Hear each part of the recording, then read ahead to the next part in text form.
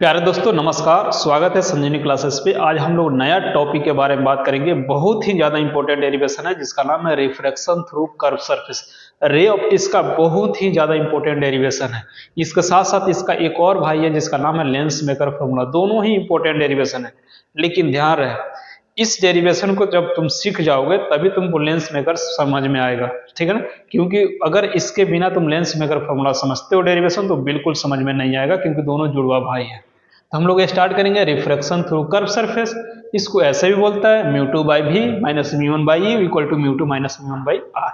हिंदी में लिखा हुआ इस प्रकार से रहता है। चलिए हम लोग स्टार्ट करते हैं रिफ्रैक्शन थ्रू कर्व सरफेस। आप मेरे साथ साथ समझते जाना है। 10 मिनट का समय लग रहा है। 10 मिनट अगर समय दे तो रिफ्रैक्शन थ्रू कर्व सरफेस समझ में आ जाएगी। मन लगाकर ध्यान से, ये नहीं कि मन मोबाइल में वीडियो ओपन कर दिए 10 मिनट काट रहे हैं कि समझ में आ गया, ऐसे नहीं। पढ़ाई वैसी होनी चाहिए जिस तरह से आप पैसा गनते हो ना, नोट गनते हो। नोट गनते गनते बीच में अगर कोई आ गया डिस्टर्ब कर दिया तो उसको मार देते हैं, डिस्टर्ब मत कर। उस तरह से पढ़ाई करना है, ठीक है। चलो हम लोग स्टार्ट करते हैं साथियों। स्टार्ट करते हैं रिफ्रैक्शन थ्रू कर्व सरफेस का डेरिवेशन को हम लोग कैसे प्रूव करते हैं। आप ध्यान से 10 मिनट इस वीडियो को देखना है और मैं कैसे कैसे इसको बता रहा हूँ डेरिवेशन को, आप भी बारी बारी स्टेप बाय स्टेप को फॉलो करते चलना है। 10 मिनट के अंदर आप इस डेरिवेशन को 100% समझ जाओगे, ठीक है ना। स्टार्ट किया जाए रिफ्रैक्शन थ्रू कर्व सरफेस। पहला पॉइंट ये होगा कि हम एक कर्व सरफेस बना लेंगे, ठीक है ना। कर्व सरफेस बनाने के बाद आप ये तो जरूर जानते हो कि इसके मिड से पास करने वाला एक लाइन को हम प्रिंसिपल एक्सिस बोलते हैं, जिसको हम लोग यहाँ पे पोल बोला जाता है। यहाँ तक तो क्लियर हो गया। ये जो कर्व सरफेस है डिवाइडर का काम करेगा, मतलब इन दोनों मीडियम को अलग अलग बांट देगा। इस मीडियम को रिफ्रैक्टिव इंडेक्स कुछ होगा, मान लेते हैं म्यू1 है, इसको मान लेते हैं म्यू2 है। यहाँ पे हमने ऑब्जेक्ट रख दिया। देखो जैसे जिधर ऑब्जेक्ट रखोगे उसको तुमको ये मान के चलना पड़ेगा कि ऑब्जेक्ट जो है रेरर की तरफ, मतलब रेरर कहने का मतलब ये हो गया कि रिफ्रैक्टिव इंडेक्स जो होगा म्यू2 का बड़ा हो जाएगा किससे, म्यू1। क्योंकि रेरर का रिफ्रैक्टिव इंडेक्स कम होता है किससे कंपेयर में, डेंसर का। तो ये हो गया आपका रेयरर और ये हो गया आपका डेंसर, ठीक है ना। आपने पढ़ा होगा सरल माध्यम विरल माध्यम, ठीक है ना। उसके बाद क्या करना, यहाँ पे ऑब्जेक्ट है, अब इसका इमेज बनाना है। तो हम ये जरूर जानते हैं कि इमेज के लिए कम से कम कितने रे होनी चाहिए, 2 रे होनी चाहिए। जहाँ पे 2 रे ऑफ लाइट आकर आपस में मिलती है वहाँ पे इमेज आपको दिखाई देती है। तो 2 यहाँ पे मान लो तुम खड़े हो और तुम्हारी इमेज बनानी है, तो वहाँ से 2 रे ऑफ लाइट पास कराओगे। तो एक जो रे ऑफ लाइट होगा हम क्या करेंगे, एक रे ऑफ लाइट को इसके एलोंग ही पास करा देंगे, मतलब प्रिंसिपल एक्सिस के एलोंग। इससे फायदा क्या होगा, इससे फायदा आपको ये होगा कि जब कोई रे ऑफ लाइट एक मीडियम से दूसरे मीडियम में नॉर्मली इंसिडेंट कराते हैं तो उसकी पाथ चेंज नहीं होती है। ये नॉर्मल है, बिल्कुल नॉर्मल है, पाथ चेंज नहीं होता है। समझ में आई बात। तो एक हम पास करा देंगे प्रिंसिपल एक्सिस, एक रे ऑफ लाइट को किसी एंगल से पास करा देंगे। देखो यहाँ से किसी एंगल से हमने यहाँ से रे ऑफ लाइट को निकाला और यहाँ पे जैसे रे ऑफ लाइट को लाएंगे तो हम रुक जाएंगे, क्योंकि जब रे ऑफ लाइट एक मीडियम से दूसरे मीडियम में जाती है तो पाथ चेंज होती है। आपने बहुत अच्छे से पढ़ा है। तो करना क्या, यहाँ पे रुक जाना का मतलब हुआ कि हम यहाँ पे एक नॉर्मल डालेंगे, नॉर्मल से डिसाइड करेंगे। और ये जो नॉर्मल होगा वो सेंटर ऑफ कर्वेचर से पास करता है। कहाँ से पास करता है, सेंटर ऑफ कर्वेचर से, ठीक है। कोई दिक्कत नहीं होना चाहिए। अब देखो ray of light rarer medium to denser medium में जा रही है, तो क्या करना, हम ये जरूर जानते हैं कि जब कोई ray of light rarer medium to denser medium में जाती है तो मुड़ जाती है नॉर्मल की तरफ, टुवर्ड्स दी नॉर्मल। तो ये रे ऑफ लाइट सीधी ना जाकर नॉर्मल की तरफ मुड़ जाएगी, क्योंकि डेंसर का नॉर्मल तो यही है। और नॉर्मल पे मुड़ने के बाद प्रिंसिपल एक्सिस के किसी पॉइंट पे कट करेगी। जहाँ पे कट करेगी वहाँ पे इमेज बनेगा। यहाँ पे दोनों रे ऑफ लाइट मिला, यहाँ बना आपका इमेज। ये हो गया आपका नॉर्मल और ये हो गया इंसिडेंट रे और ये हो गया रिफ्रैक्टेड रे। कोई दिक्कत नहीं होना चाहिए बाबू, ठीक है। नॉर्मल से बनने वाला जो एंगल होता है उसको इंसिडेंट रे बोलते हैं और इससे बनने वाला एंगल को रिफ्लेक्टेड रे बोलते हैं, आर, ठीक है। यहाँ तक कोई दिक्कत, अगर आपने डायग्राम को समझ लिया है तो समझ अब 50% काम यहीं पे हो गया, ठीक है। अब क्या करना, हम इस यहाँ पे जो ऑब्जेक्ट बाबू छोटा है तो यहाँ एंगल भी तो छोटा बनेगा। इसको मेंशन कर लेना अल्फा से, इसको मेंशन करना बीटा से और इसको मेंशन कर लेना गामा से, ठीक है। एक काम और कर लेना, हम क्या करेंगे, यहाँ से एक नॉर्मल डाल देंगे। ये जो नॉर्मल होगा यहाँ पे आएगा, इसका नाम ले लो m और इसका नाम ले लो n। ये जो नॉर्मल यहाँ पे आया है, ये जो p है और n जो है लगभग लगभग पास ही है। ऐसा बोलिएगा कि आप सर ऐसे कैसे बोल रहे हैं। देखो जो मेरा सिलेबस में जो कर्व होता है बहुत ही हल्का कर्व होता है। आपने लेंस को देखा होगा, चाहे मिरर को देखा होगा, उसमें बहुत ही ज़्यादा कर्व नहीं होता है, बहुत कम होता है, ठीक है ना। लेकिन हम लोग पढ़ने के लिए उसको ज़्यादा कर्व बनाते हैं ताकि आपको ध्यान से दिखाई दे उस टॉपिक को और समझ सकते हो। तो P और N लगभग लगभग तो बराबर हो गया, ठीक है। अब क्या करना, इस चीज को मान लेना कि हमें इस सारे चीजों को मानेंगे when रे आर पारा एक्सियल। कैसा रे है बाबू, पारा एक्सियल। पारा एक्सियल वो रे होता है जब कोई ऑब्जेक्ट छोटा होता है ना, उससे निकलने वाला जो रे ऑफ लाइट होती है इमेज भी छोटा बनाती है, और यहाँ पे जो एंगल होगा वो भी तुम्हारा क्या होगा, छोटा हो जाएगा, पैरेलल हो जाएगा प्रिंसिपल एक्सिस के। देखने में लग रहा है कि कुछ एंगल पे जा रहा है लेकिन पैरेलल ही है प्रिंसिपल एक्सिस के, ठीक है ना, बहुत पास से जा रहा है। जिसके कारण अल्फा बीटा गामा क्या होगा, alpha beta and gamma are very small. Alpha beta gamma क्या हो गया बाबू, बहुत ही छोटा हो गया। यहाँ तक तो क्लियर हो गया। अब एक काम और कर देना कि तुमने पढ़ा है कि जब रे ऑफ लाइट एक मीडियम से जब दूसरे मीडियम में जाती है, जिस पॉइंट पे उसकी पाथ चेंज होती है उस पॉइंट पे हम लगाते हैं स्नेल्स लॉ। लगाएंगे ना, कहाँ पे चेंज हो रही है, एम पे। एम पे लगाओगे स्नेल्स लॉ, और स्नेल्स लॉ का फॉर्मूला याद है, नहीं याद है तो देखो μ1 sin i, बता दे रहे हैं कैसे लगाते हैं, μ2 sin r लगाते हैं कि नहीं। उसमें क्या करना, देखो यहाँ i और r है तो तुमको i और r का तो वैल्यू चाहिए, तो यहाँ से सबसे पहले हम i और r को निकाल लेते हैं। पहला काम मेरा प्राइमरी काम होगा, i और r को निकालो तब स्नेल्स लॉ लगाना। तो यहाँ पे क्या करना, i और r को निकालोगे। अब कैसे निकालेंगे, तो देखिए यहाँ पे एक ट्रेंगल दिखाई दे रहा होगा, OMC दिखाई दे रहा है, ट्रेंगल OMC, ठीक है ना।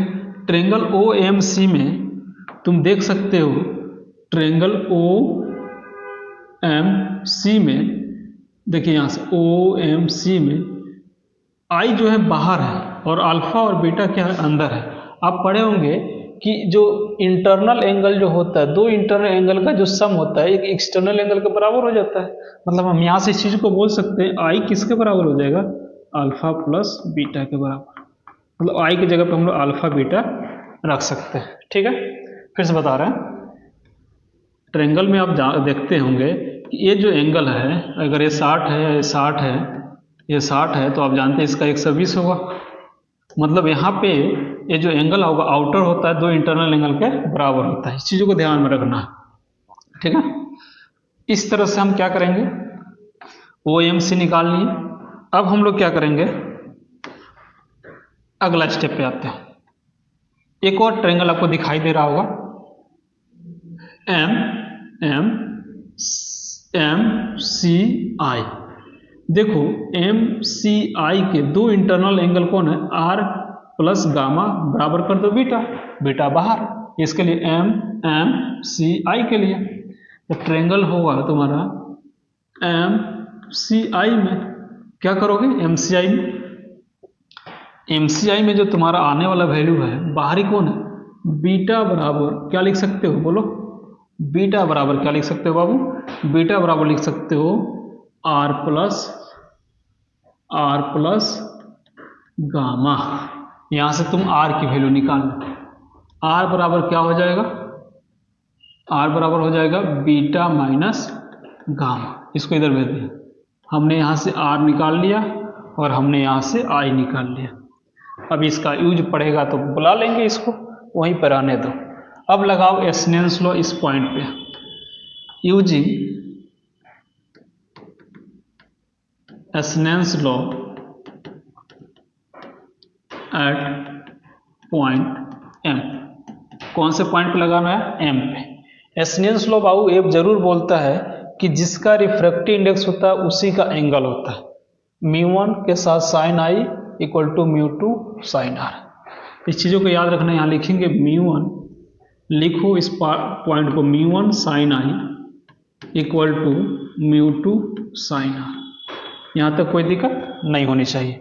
देखो जब तुम अल्फा बीटा गामा जब छोटा है तो आई और आर भी तो छोटा होगा, जिसके कारण साइन का वैल्यू आप जानते हो, जब एंगल छोटा होता है तो वैल्यू छोटा होता है, क्योंकि साइन जो होता है जिससे एंगल बढ़ाते हैं तो उसकी वैल्यू बढ़ती जाती है। तो हम इस चीज़ को मान लेंगे I and R very small angle. जब आई और आर वेरी स्मॉल एंगल है तो साइन साइन हटा दीजिए, बचा क्या μ1 क्या लिखोगे μ1 आई इक्वल टू μ2 आर। अब हम आई और आर को बुला लेंगे, इसको बुलावा दे दिया जाएगा। चलो भाई आ जाओ, वहाँ से आई का वैल्यू आएगा तो क्या हो जाएगा μ1 के साथ क्या लगेगा बोलो alpha plus beta equal to μ2 के साथ μ2 आर के साथ क्या लगेगा वैल्यू देखो बीटा माइनस गामा। कोई दिक्कत नहीं होना चाहिए, ठीक है। अब क्या करना है, यहाँ से क्या करना, इसको मल्टीप्लाई कर दो μ1 अल्फा प्लस बोलो μ1 बीटा इक्वल टू इसमें मल्टीप्लाई करो μ2 बीटा माइनस μ2 गामा, ठीक है।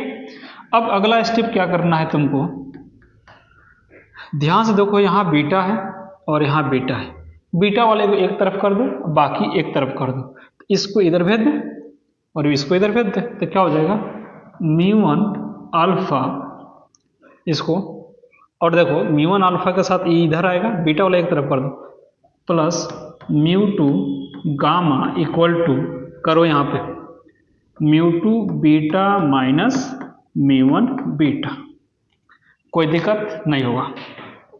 अब क्या करना हो चुका है, लगभग हम काम कर चुके हैं। अगला स्टेप में इसमें से बीटा कॉमन ले लो तो क्या हो जाएगा μ1 alpha plus μ2 beta equal to μ2 gamma है इक्वल टू बीटा कॉमन ले लेंगे तो क्या हो जाएगा तुम्हारा μ2 माइनस μ1। यहाँ पर आने के बाद थोड़ा सा हम पॉइंट को एनालिसिस करेंगे कि देखो लगभग हमको अल्फा गामा और बीटा का वैल्यू मिल जाता तो कितना अच्छा रहता, हमारा काम हो जाएगा। तो अल्फा बीटा गामा बहुत आसान है निकालना। देखो जो अल्फा है ये अल्फा है, यहाँ से यहाँ तक तो ऑब्जेक्ट डिस्टेंस है u, और यहाँ से यहाँ तक तुम्हारा रेडियस ऑफ कर्वेचर है r, और यहाँ से यहाँ तुम्हारा इमेज डिस्टेंस है भी, है कि नहीं। तो अल्फा कैसे निकलेगा, तो एंगल के सामने वाले को परपेंडिकुलर बोलते हैं mn, और यहाँ से यहाँ तक बेस हो गया तुम्हारा। हाइपोटेनस से तुमको पता नहीं ना है तो देखो परपेंडिकुलर और बेस से रिलेटेड कौन फॉर्मूला होता है ट्रिगोमेट्री में, तो आप बोलोगे सर tan होता है कि tan थीटा बराबर होता है p बाई बी। तो हम क्या करते हैं कि अपनी सुविधा के लिए दोनों तरफ tan से मल्टीप्लाई कर देते हैं, ठीक है ना। दोनों तरफ क्या कर देना tan से मल्टीप्लाई कर देना। जैसे तुम मल्टीप्लाई करोगे तो यहाँ से क्या मिलेगा μ1 tan alpha plus μ2 tan beta equal to, ध्यान देना यहाँ से क्या रखोगे, सॉरी बीटा नहीं, बीटा कहाँ ला जा रहा है, gamma equal to tan beta μ2 minus μ1। कोई दिक्कत नहीं होगा। अब क्या करो, यहाँ से tan alpha tan gamma tan beta का वैल्यू रखो। कैसे रखेंगे, तो μ1 tan अल्फा क्या होगा देखो तो यहाँ से गुना, तो एंगलों के सामने वाले को परपेंडिकुलर बोलना mn, और यहाँ बेस हो जाएगा OP, तो इसको लिख दो mn बाई OP। इस तरह से तुम भी करते चलो। μ2 tan यहाँ पे गामा है तो tan गामा बराबर क्या हो जाएगा बोलो तो यहाँ से बोलो, यहाँ पे tan गामा यही है ना, एंगल के सामने वाले को परपेंडिकुलर mn बाई pi।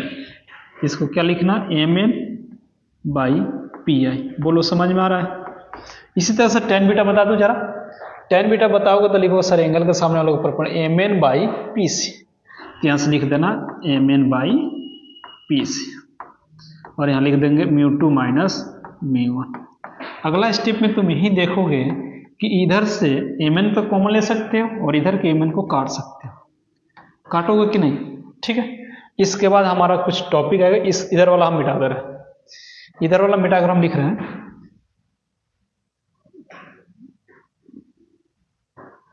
बचा क्या है। देखो तो यहाँ पे बचा क्या है, μ1/OP plus μ2/PI equal to μ2 minus μ1/PC।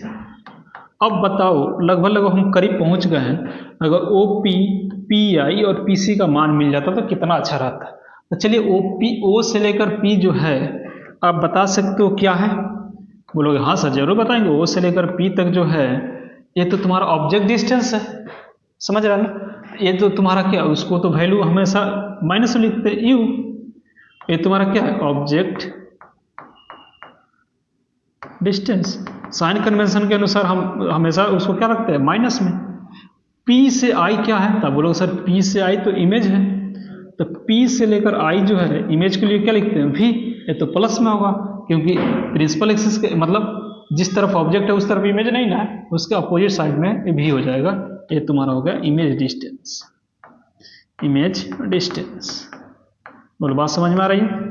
तो उसी तरह से हम बोलेंगे सर PC क्या है, तो P से C जो तुम्हारा है रेडियस ऑफ कर्वेचर है, और इसके लिए हम R यूज करेंगे। ट्रिक यही है बाबू, जिधर ऑब्जेक्ट होगा, ऑब्जेक्ट भाई खुद माइनस है और उसके तरफ जाइएगा तो माइनस कर देगा, समझ रहे हैं ना। वही बात है कि जिधर ऑब्जेक्ट है उधर अगर आप रहिएगा तो अपने तरफ बना देगा, वो खुद माइनस है आपको भी माइनस बना देगा, इधर जो है वो प्लस रहेगा, ठीक है। ये हो गया तुम्हारा रेडियस ऑफ कर्वेचर, कोई दिक्कत नहीं होगा। इसके बाद क्या कर लेना, इसको हम मिटा रहे हैं, थोड़ा सा और है एक लाइन। इसके बाद हम क्या करेंगे, इस चीजों को हम यहां मेंशन कर देंगे।